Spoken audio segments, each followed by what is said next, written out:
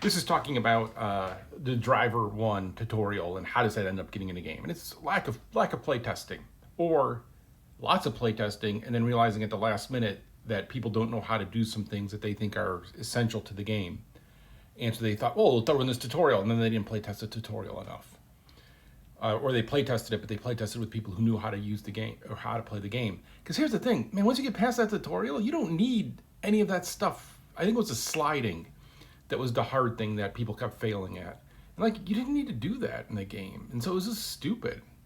Someone was asking about like some of the best tutorials, and I always think I'm gonna use Portal as an example. Portal literally is just testing.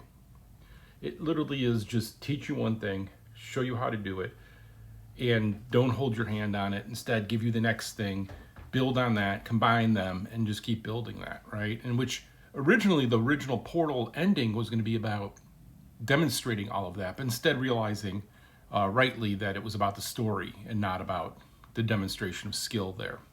And so that really changed it. Sorry, he's getting rambunctious. But with that, the interesting thing to me is always then Portal 2 does that the same, though there's some places people get lost in the levels more than they don't know what to do.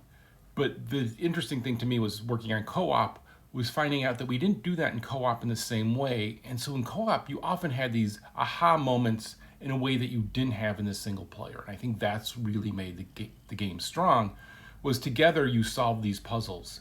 And one person would be like, oh, no, just stand there. Trust me, I got how to do this and what we need to do, right? And it would be fun to watch that kind of play out. And there we just tested it to make sure that people were able to complete it and go through it. You can actually complete it with one person, two controllers. That's why I play tested the whole game a bunch of times. Yeah, he's hungry. Guess what? Yeah, that's odd.